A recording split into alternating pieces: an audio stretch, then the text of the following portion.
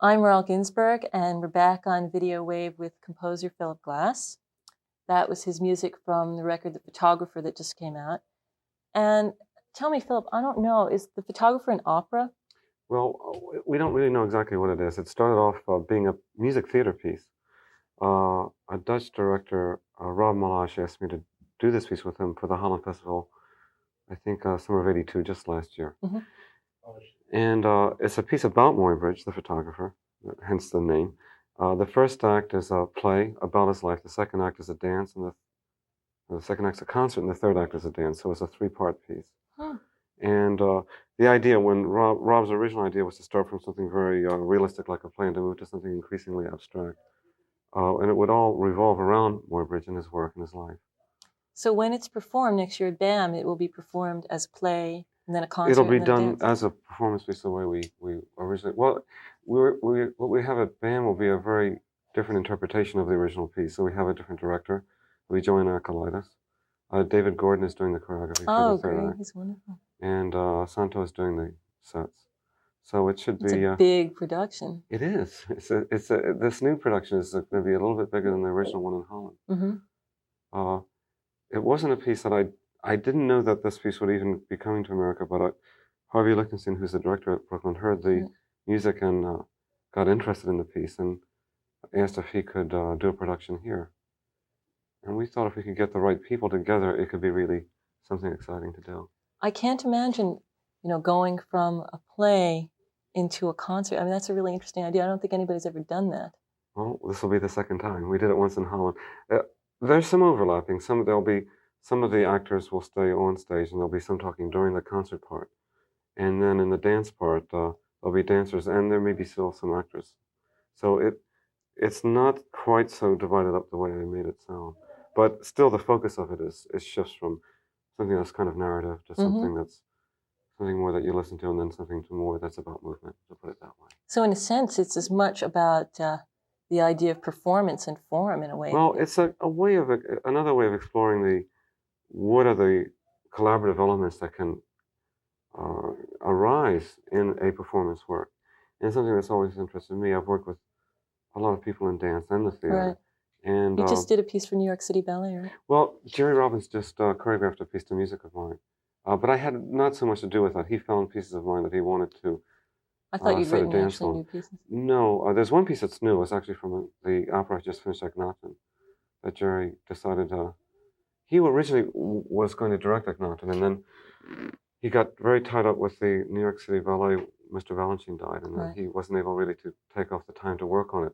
But in the process of working on Akhenaten, he got interested in working with me and my music. But actually, I didn't see it until the dress rehearsal. That's funny. Doing Einstein on the Beach, which was the first opera that you worked with, right? Yeah. Did that sort of change the way you wrote into doing much longer things about it? I had done, in terms of theater pieces, that's true. I had worked with the Maverick Minds for a long time. I've done a lot of scores for them. And I'd also written extended pieces that lasted 4 or 5 hours. But I had never put those two ideas together, a theater piece over an extended length of time. But at the time that I began with Bob on Einstein, I had actually had a lot of experience in both areas, but never really put them together in that way.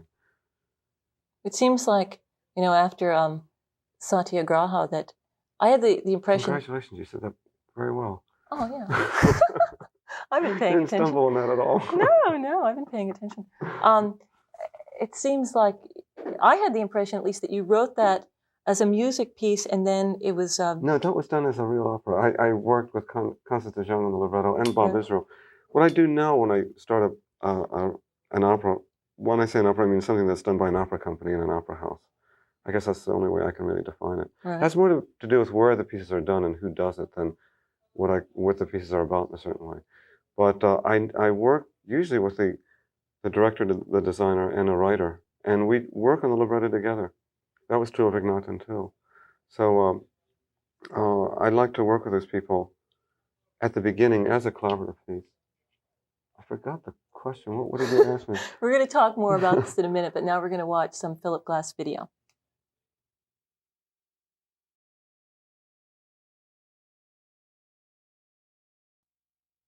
That was video by John Sanborn to the photographer music by Phillip Glass. And Philip, before I came here today, I was listening to the photographer, and it really made me feel sort of high.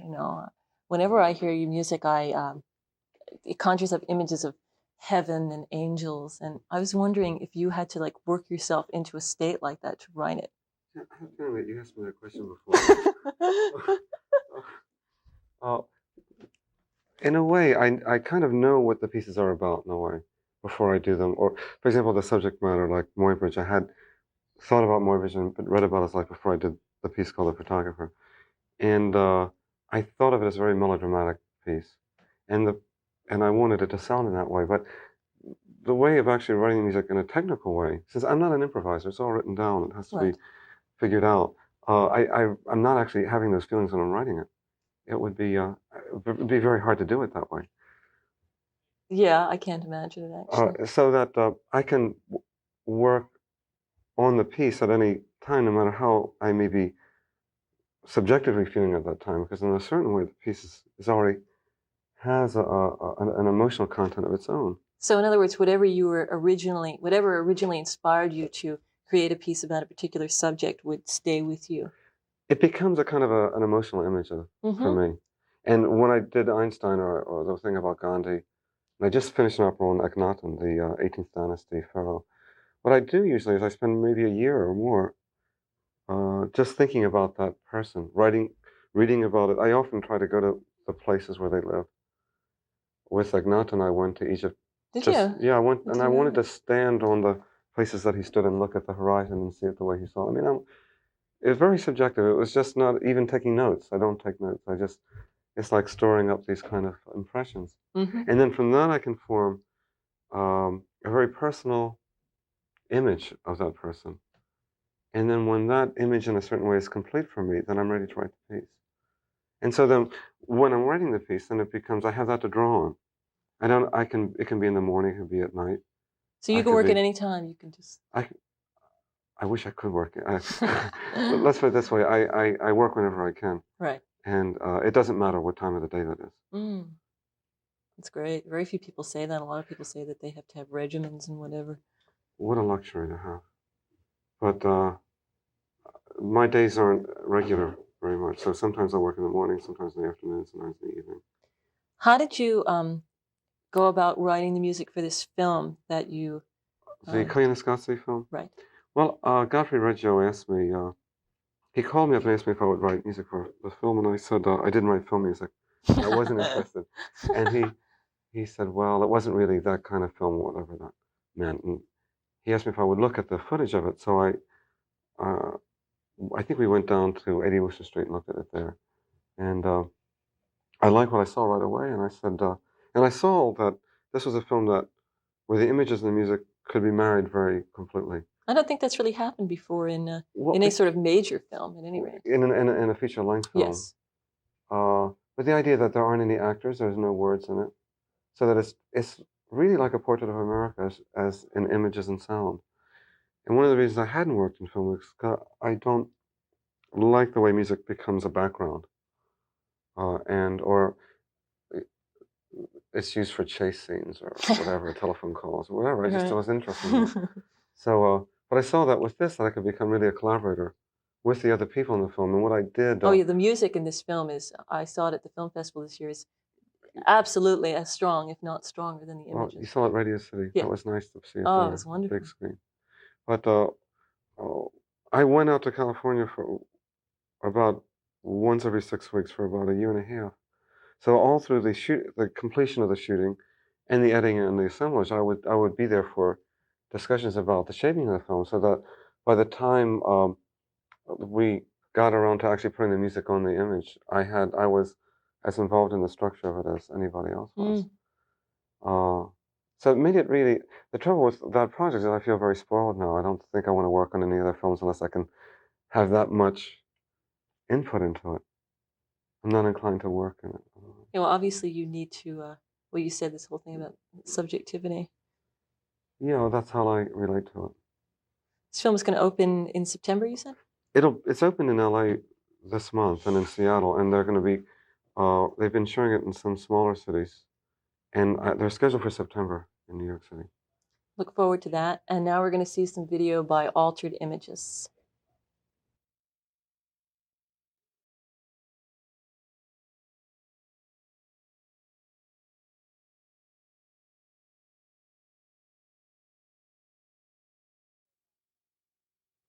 That was a video by John Sanborn made to photographer music. Philip, I have a question that I really have to ask you. I was listening to the photographer before I came here, and whenever I listen to any of your music, I feel incredibly uplifted. You know, it always has a very emotional impact on me. I can't listen to it unless I'm in a mood that's sort of receptive to that. What sort of state are you in when you write it? Well, it depends on the time of the day. If it's at night, I'm tired. If it's in the morning, I'm not tired. So it's just work? Well, let's put it this way. The music has an effect, you know, and it's supposed to. And I know what that is. I know what I want it to do. But I don't have to have that feeling when I'm writing it. Really? No. Do you have to have that feeling for the inspiration, would you say? In a way, yeah, sure. Because after all, I think it, like any artist who works, in a way, their work is they're always doing self-portraits in a way. Whether you're a novelist or a painter or whatever. So that when you're talking about music, where you're really talking about feelings and emotions, then it becomes what your feelings are and what they are. But if I were feeling those feelings while I was writing the music, it would be very hard to write it.